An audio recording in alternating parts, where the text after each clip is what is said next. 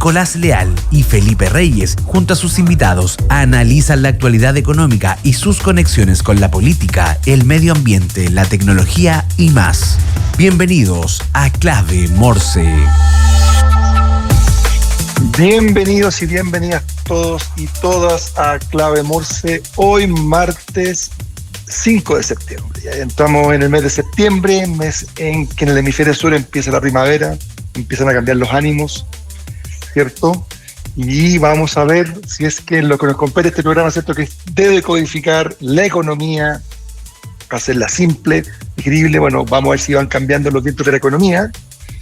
Y tempranito, la semana pasada, conocimos, ¿cierto?, cifras acerca del IMASEC que sorprendieron a todos con un alza del 1,8, lo cual es muy positivo porque el mercado esperaba un máximo de 0,5, 0,3, sorprende, y estamos a la espera, ¿cierto?, de si al final de esta semana, pero el día viernes, podrían haber nuevas noticias respecto de cifras macroeconómicas donde algunos analistas dicen que todavía habría margen para que el Banco Central bajase la tasa 75 puntos bases, es decir, un 0,75%, lo cual bien sorpresivo porque en este mismo programa, hace un par de semanas atrás, estuvimos analizando con nuestros invitados y la conclusión había sido que la baja de tasa que se produjo a mediados de agosto, que fue de 100 puntos base, una baja de tasa bien agresiva tanto por el monto como respecto a lo que estamos observando en el mundo, ¿cierto?, donde todavía Estados Unidos y Europa mantienen su tasa de política monetaria al menos estable o todavía al alza, dada la preocupación y el objetivo de ir controlando la inflación mundial. Entonces Chile se desacopló, bajó 100 puntos base, hubo una buena reacción inicial del mercado, pero la economía no tenía suficiente dinamismo, ¿cierto?, para contener la fuga de capitales que se da, porque obviamente que los inversionistas van a buscar donde hay mayores retornos, sale capital y se nos dispara el dólar, y tuvimos un dólar que llegó a un pic de casi 880, hablando del dólar, hoy lo tenemos más o menos, ¿cierto?, en 857 pesos, ha estado ahí la última semana, estable en esa banda entre los 850 y 830, bueno, pero muchos analistas decían que había sido muy agresiva la baja de tasa del Banco Central y que no había espacio, y sorprende hoy día en donde ya empieza, ¿cierto?, a circular de que podría haber un nuevo récord de 75 puntos base, y la pregunta que nos hacemos, bueno, ¿cuánto de eso empuja la economía? ¿Cierto? Porque todavía sabemos que tenemos un retail, consumo masivo que ha estado deprimido, un sector de la construcción que todavía no logra dinamizarse. Es más, la venta de autos nuevos acusa otro indicador, ¿cierto?, que va dando el pulso de cuán robusta está la economía. La venta de autos nuevos ha caído un 30% de lo que al 2023. Entonces, bueno, vamos a ver si es que, uno, ocurre esta nueva baja de tasa, y dos, cómo reacciona la economía, si logra darle un impulso y si no se nos dispara el dólar nuevamente. En otras informaciones... Hola, Diego. Escucho una voz. Vengo llegando después de 2 semanas y llego tarde, perdón. ¿Cómo está México? Esta es como la niña que se fue de vacaciones, llega al colegio y llega tarde. Pésimo. Como decirle a todos los compañeros, vengo desconectada. Solo para decir algo a mi favor. El taco. ¿Qué va a decir? No, aparte el taco, en este momento para mí serían las 2:06 de la mañana. Te parezco un pollo. Sí, está difícil los cambios. En este momento para mí son las 6:06 de la mañana. Claro. Oye, ¿cómo estás? Muy bien, muchas gracias. Yo estaba ahí discursiando acerca, ¿cierto?, de ciertas noticias económicas, pero que déjame hacer una pausa. Estabas hablando del dólar, ¿no? Estaba hablando porque se espera hoy día señales en una super semana económica donde podría haber un anuncio de un nuevo recorte de tasa, y junto con Rodrigo y bueno, con todos los panelistas, con Nico, con Felipe, todos habíamos hablado con nuestros invitados de que había poco margen para lo que queda del año para recortes de tasas, porque había sido muy agresiva el primer recorte. Y además vamos como contracíclico de otras economías más desarrolladas. El IPOM el jueves vamos a tener noticias. Exactamente, pero déjame hacer una pausa, darte una queridísima bienvenida. Qué gusto tenerte de vuelta. Gracias. Y espero que hayas tenido unas reparadoras y muy, muy ricas vacaciones. Muy buenas vacaciones. Tuve que dejar instalada a mi hija en Hawái, un mundo así completamente aparte. Y como te decía, el tema del cambio horario, la verdad es que yo había estado en Asia, qué sé yo, pero es duro cuando uno tiene como menos 7 horas. Duro. Sí. Así que aquí estamos, pero... Yo diría que yo con -3 ya la estoy aquí sufriendo, sí, porque además hubo cambio horario este fin de semana y tú quedaste con 1 hora más de desfase, po. Así es. ¿En México no cambian la hora o sí? No cambian la hora, eso fue una política de AMLO, no tengo muy bien, nunca, todo este tema de los cambios de hora tienen como elementos culturales, técnicos, políticos, siempre han habido argumentos a favor y en contra, no sé. ¿Tú eres veranista o tú eres veranista? Sí. Sí. O sea, bueno, yo encuentro que el cambio horario yo creo que ¿Te favorece o no? No me gusta para nada. Yo dejaría solamente un horario. Yo también. Sí. Yo también. Oye, ¿y ya dijiste a cuánto estaba el dólar? Di el dólar, en la banda que se estaba moviendo esta semana, que ha estado entre los 8.50 y los 8.60, pero en específico hoy amanece el dólar en 866 pesos. Se pegó una subida. Sí. Entonces empieza a pegar una subida porque, bueno, como te digo, está esta noticia rondando acerca del IPOM y que podría, ¿cierto?, que el informe de política monetaria, para los que no estén escuchando, siempre tratando de hacerlo simple, y podrían ir un nuevo recorte de tasas, que es bien raro porque ya como que se había asentado en el mercado que no había más espacio, que 100 puntos base a mediados de agosto ha sido muy agresivo, que incluso la economía no lo soportó muy bien porque el dólar se nos disparó a 8.80 y tanto en ese minuto, bueno, pero en fin, aquí estamos. Yo creo que hay otro problema importante que se está generando, la informalidad, que lo hemos hablado hartas veces, y también ojo con la cifra de desempleo, Estamos ya ahí bordeando el 9%, está bordeando el 9%, y la verdad es que se prevé que esto no vaya a mejorar mucho en términos de empleabilidad, más allá de que se esté tratando de redinamizar la economía o que se pueda quizás bajar un poco más la tasa de interés. La verdad es que eso en términos como de empleo formal no se está sintiendo tampoco. No, y el empleo tiene directa relación obviamente con el dinamismo de los mercados, pero con la inversión, ¿cierto? Al final son los proyectos de inversión que hacen las distintas empresas, las distintas industrias, sectores, lo que genera nuevos puestos de empleo. Oye, ayer...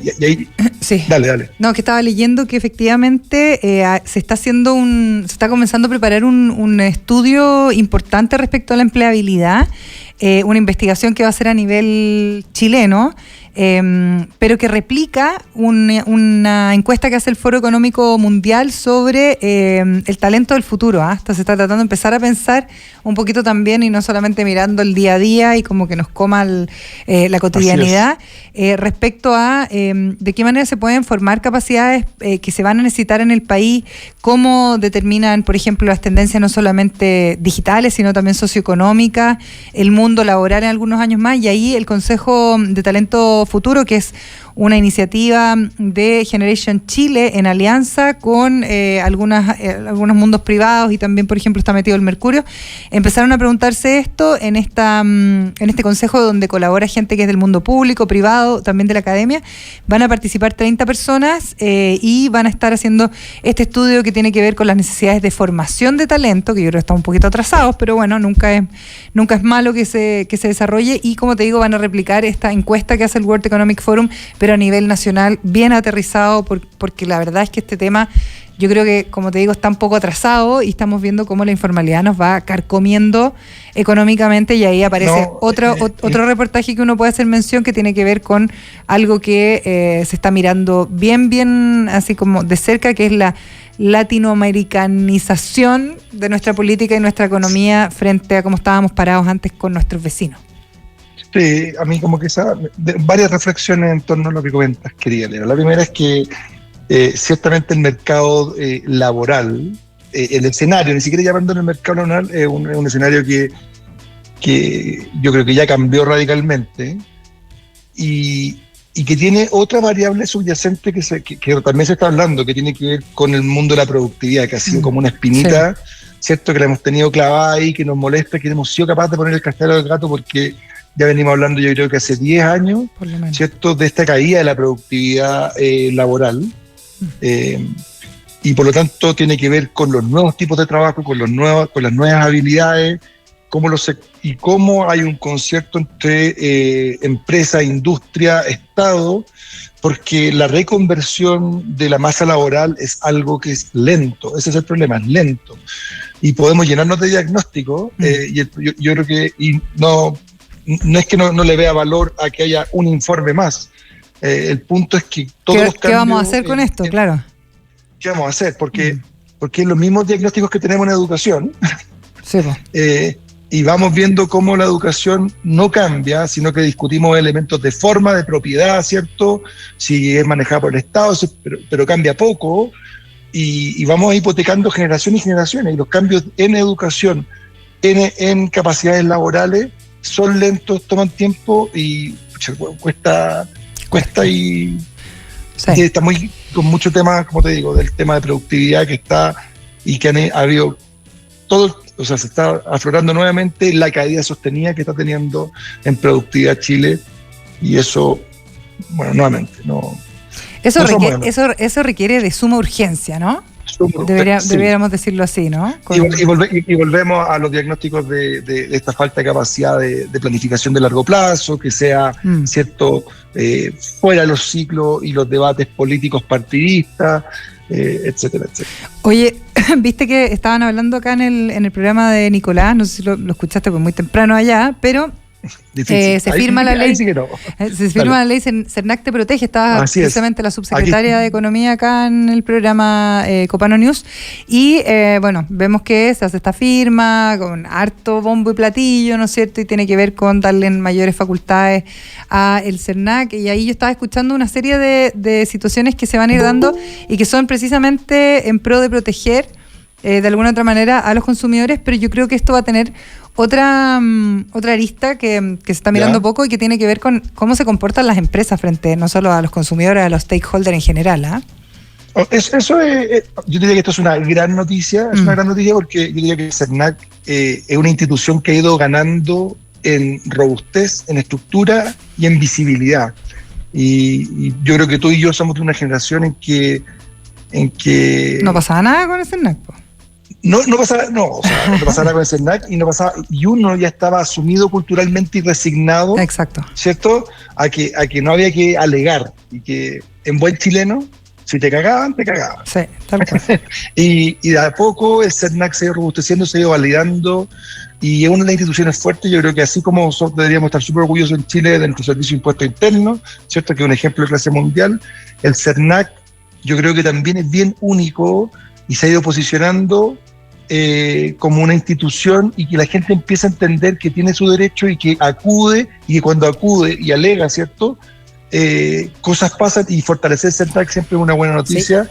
Sí. Y por supuesto que las empresas, como bien tú dices, empiezan a tener mucha mayor conciencia de que esto no es el Far West, sí, ya sea en materia con los consumidores, los clientes, o podría ser en materia medioambiental, o en materia, ¿cierto?, de abusos sectoriales, etcétera. Entonces hay un buen rayado de cancha, y ahí tomo tu punto anterior.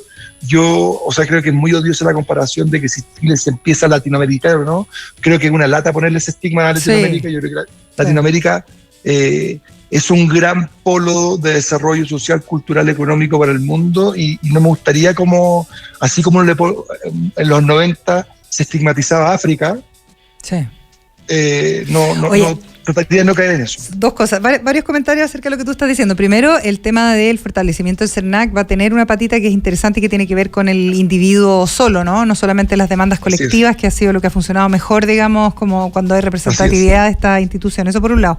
Por otro lado, Ojo con África, me estuvieron hablando en Estados Unidos que hay muchos ojos puestos en África, que en África hay millones de oportunidades y parece que ahí se está yendo todo el eje de cambio económico, ya lo podemos hablar en otro capítulo. Y otra cosa que me parece que podemos cruzar con la entrevistada que vamos a tener a continuación, que no sé si ya está conectada, es efectivamente cómo también el no tener capacidad de que exista transparencia, de que exista una respuesta como corresponde hacia los consumidores, empiezan a pasar fenómenos que son más graves y que tienen que ver con la caída de la institucionalidad en general. Veamos lo que está pasando con las normas FP o con el tema de las ISAPRE, etcétera, etcétera. Y uno dice, bueno, no solamente tiene que ver con el derecho del consumidor, sino también entregar ciertas certidumbres, ¿no es cierto?, para el funcionamiento tanto de la empresa o de la industria en general, y cómo esta empresa o esta industria da respuesta a las nuevas exigencias, no solamente de los consumidores, sino también los drivers que estamos enfrentando. Y tú mencionabas ahí levemente, por ejemplo, todo lo que tiene que ver con el cambio climático, que es una noticia que vemos a diario, que es importante y que finalmente afecta también no solo lo que uno pueda ver en las noticias y al planeta y como ver como los huracanes, sino también a la salud de las personas, la misma empleabilidad, la economía en general. Así es, y para hablar de eso estamos acá ya con nuestra primera invitada, Paulina Gómez, directora médica corporativa de Bupa Chile. Muy bienvenida al programa Clave Morse. Paulina, porque hicieron un estudio que se llama Cambio Climático y Salud entre Bupa Chile y el Centro de Cambio Global de la Universidad Católica. Paulina, bienvenida. ¿Cómo estás? Buen día. Muchas gracias, buenos días. Muchas gracias por la invitación para hablar de algo tan importante. Estábamos cruzando algunos temas, Paulina, y me gustaría conocer también tu perspectiva respecto, ya vamos a entrar en el tema del estudio, pero a esto de fortalecer cierta institucionalidad que permita dar respuesta a las necesidades que tienen no solamente los consumidores, también los stakeholders, los proveedores, las personas que se vinculan económicamente a algún sector, en este caso el sector de la salud, por ejemplo. ¿Qué señal ves tú, por ejemplo, en esto de fortalecer el CERNAC, en que se puede avanzar en este tipo de situaciones? A ver, yo creo que todos somos responsables como sociedad de cooperar, de hacer ver, de trabajar por. Y cuando nosotros, y creo que el sector salud tiene una misión particular, sea público, privado, prestador, las organizaciones, el ministerio, de advertir y prevenir los riesgos de salud que vamos conociendo. Y eso se hace a través de un trabajo conjunto. Por supuesto, la institucionalidad es clave porque es la que genera finalmente las políticas públicas, las leyes, pero toda asociación es buena. Nosotros este tipo de estudios los presentamos al ministerio, los presentamos a contrapartes interesadas, a eventos internacionales, porque el conocimiento es el que activa finalmente la acción. A veces se demora, pero la activa. Oye, Paulina, pregunta, el cambio, como bien decía Elena, el cambio climático tiene como esta cosa de que uno es un fenómeno como que difícil de verlo, pero cuando se ven estos episodios, ¿cierto? Como bien, vamos a ponerlo mediático. Acabamos de tener un episodio de lluvia, ¿cierto? Donde venimos de 15 años de sequía, de repente, pum, en el Maule, bueno, llovió en todo Chile, pero en el Maule donde causa más estragos, y ahí como que nos sensibilizamos, pero después, bueno, seguimos con nuestras vidas, pero esto va teniendo un efecto año a año, ¿cierto? En donde esto es algo que no ocurre episódicamente, sino que está ocurriendo continuamente, y el problema es que es difícil de ver, es difícil de sentir en lo cotidiano. ¿Qué es lo que nos muestra este estudio que hacen ustedes respecto del vínculo entre cambio climático y salud? ¿Cuáles son los principales hallazgos? Bueno, el principal hallazgo en este estudio es que fue hacer un estudio de decir si la probabilidad de tener una consulta ambulatoria, de tener síntomas que te hagan tener que ir a consultar a un médico, es mayor frente a las horas de calor y en qué persona. ¿Qué es lo relevante de esto? Que habitualmente nosotros pensamos en los síntomas graves, en la gente que se muere, en la gente que está hospitalizada, pero rara vez se mira, oye, no, desde antes el calor provoca daño. Y creo que esa es la primera sensación, o sea, tenemos que hacernos conscientes de que el calor nos puede dañar a todos. Entonces decidimos estudiar con la Universidad Católica esta primera etapa. Genera síntomas que nos hagan consultar, porque ya ahí estamos con un problema, sí nos está haciendo daño. Bueno, y nos encontramos que es tremendo, o sea, la posibilidad de consultar por cualquier causa, cuando hay 35 grados versus 25, sube 23%. Pero si vamos a consultar por problemas cardiovasculares, que son los que más se hacen, circulatorios, que más se asocian al calor, resulta que sube un 52% en los días 35 grados y sube un 98% si hay 38 grados. O sea, sin ninguna duda, el calor nos provoca daño desde el inicio. Y por lo tanto, en relación a lo que tú decías, es como tomar conciencia. Oye, ¿podamos controlarlo o no? Ojalá que sí, provoca daño. Y por lo tanto hay que hacer algo, porque provoca daño. Desde el inicio, de una consulta médica que te obliga porque te afecta una enfermedad que ya tenías o te genera un problema circulatorio que no tenías. Ok, ¿esto solamente tiene que ver con el calor o hay otros factores que también son considerados, Paulina, en este estudio? Lo que pasa, la gracia de este estudio es lo siguiente. Este estudio permitió seguir personas, por supuesto anonimizadas, no es que yo sepa, es la persona A. Ya, perfecto. Saber la misma persona contra sí misma, qué va pasando cuando hay temperaturas distintas. ¿Ya? Entonces, primero nos dimos cuenta, evidentemente, que toda la población aumenta su riesgo de tener más problemas y tener que ir a una consulta si hay calor. Pero, en especial, se aumenta si tú tienes una enfermedad cardiovascular, si tú eres mujer, ¿ya? Y descubrimos algo bien interesante, que las personas que creen que están protegidas, no, yo soy joven, yo tengo 40 años, no, bueno, pues desde mi edad 40 años son jóvenes, cabrón. Su estándar. Dicen, yo soy joven, no tengo riesgo, etcétera. No es cierto. Las personas entre 40 y 60 años también aumentan notoriamente la necesidad de consulta. Entonces, descubrimos que todos podemos estar afectados. Y quiero decirte una cosa, y perdón, tú me ibas a hacer la pregunta, Diego. Sí, no, y me imagino como hipótesis que esto debe estar más exacerbado en los sectores urbanos, porque todos sabemos que las ciudades, ¿cierto? Y todo lo que significa la infraestructura de concreto, cemento, es refractaria del calor, entonces hay más. Entonces, no sé si eso lo muestra el estudio respecto, o si compara este efecto en poblaciones rurales versus lo que está ocurriendo en la urbe. No, mira, este estudio partió ahora comparando condiciones personales y es en Santiago, por lo tanto no tenemos, es por comuna por supuesto, pero no tenemos nada. Está demostrado en nuestros estudios, o sea, claramente tu reacción al calor depende de ti, qué edad tienes, eres mujer o hombre, estás o no estás enfermo, eres o no eres obeso, tomas o no tomas medicamentos, qué sé yo, por ejemplo, si tomas diuréticos te vas a hidratar o más. Depende de tu ambiente fresco, no es fresco, las áreas verdes son vitales. Y ahí, entonces, y ahí va a ocurrir, y me imagino que ahí muestra, y nuevamente tenemos esta discriminación que probablemente en las comunas del sector oriente, la prevalencia. Toda parte donde tú tengas más lugares para protegerte del calor, obviamente que es mejor. O sea, si tú me preguntas como medida a largo plazo que sirven estos estudios de conocimiento, de una vez por todas, tenemos que diseñar las ciudades con áreas verdes y con zonas de protección de temperatura, en todas partes. Y sí, efectivamente, la zona realmente tiene más áreas verdes. Paulina, ahora, en ese sentido, estamos conversando con Paulina Gómez, directora médica corporativa de UPA Chile. Paulina, en ese sentido, entonces, ¿qué es lo que implica cuando estamos hablando? Porque yo estaba pensando, no sé, a mí me tocó pasar ayer por Dallas y había un calor que era pero impresionante, y ustedes están hablando del tema de las áreas verdes y uno pensaría, pucha, la precariedad, pero la verdad es que cuando uno va a cualquier sector urbano, sea en desarrollo, desarrollado, la verdad es que uno ve que hay un aumento importante de las temperaturas, existen ¿cómo se dice?, temporadas que están siendo cada vez más extremas, tanto para el invierno como para el verano. ¿Y eso qué implica, Paulina, en términos prácticos para un sistema de salud contar con esta información y por qué es tan importante evaluarla? A ver, primero que nada, contar con la información permite comunicarlo, decirle a las personas lo que tienen que prevenir y decirle a los gobiernos y a los ministerios dónde hay que actuar. O sea, la información es valor para que todos sepamos. Lo segundo es que nos permite prepararnos, porque esto permite predecir que vamos a tener más consultas, que vamos a necesitar más atenciones, que puede haber más consultas de urgencia. Nos permite, además, entregar consejería preventiva oportunamente, que tiene que ser en dos ámbitos, la general y para los grupos de riesgo más específicos, ¿ya?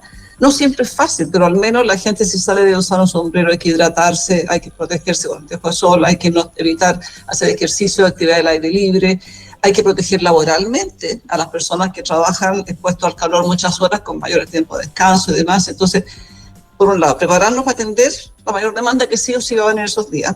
Prevenir con las poblaciones y entregar información para políticas públicas es como la gran clave de esto.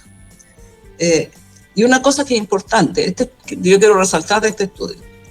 Nosotros sabemos que la población adulta mayor tiene mayor riesgo, ¿ya? Y que en este estudio no se ve porque no estamos estudiando las consultas más graves, o sea, urgencia y mortalidad, que es lo habitual que hacen los estudios. La gracia de este estudio es que estamos estudiando la primera parte, la parte del año todavía, digámoslo, leve.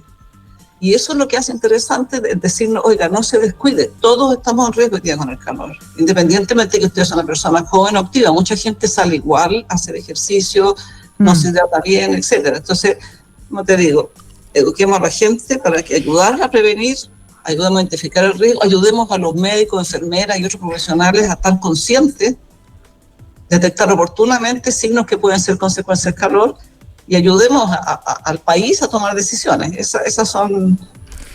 ¿Quién? Sí. Dale nomás, digo. ¿A quién le llega este estudio? Nosotros estamos conversando acá, lo podemos difundir, ¿cierto? Pero ¿quién lo va a tener en sus manos? Y tú decías, y ojalá que esto ayude a tomar decisiones.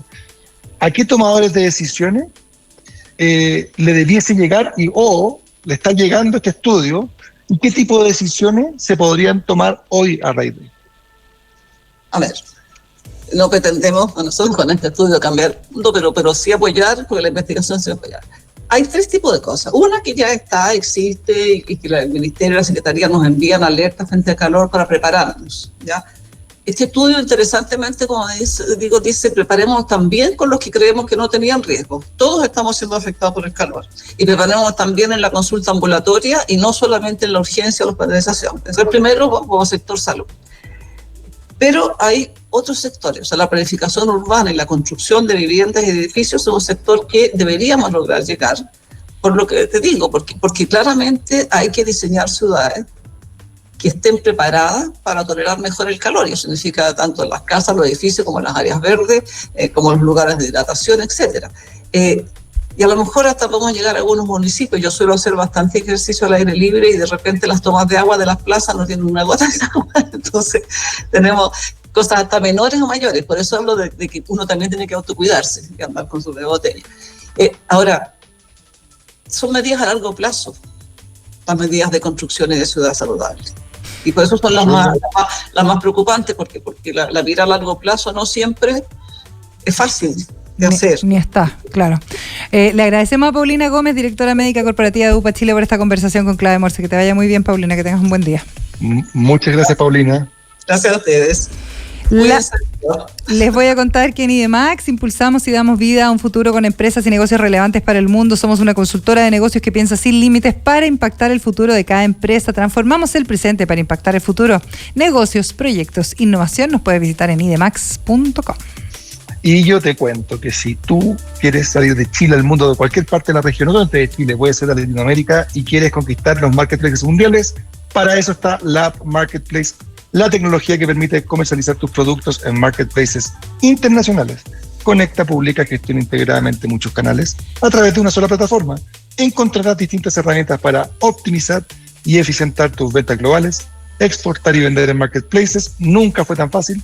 Conectamos Latinoamérica con el mundo. Oye, vamos a estar hablando de un tema súper interesante al regreso de la pausa respecto a una alerta que probablemente ustedes comentaron acá en el programa mientras yo me estaba abanicando bajo las palmeras, respecto a los costos de la industria de los fondos mutuos, la CMF. El tirón de orejas. Sí, un tironazo de orejas del que vamos a estar hablando a la vuelta de esta pausa.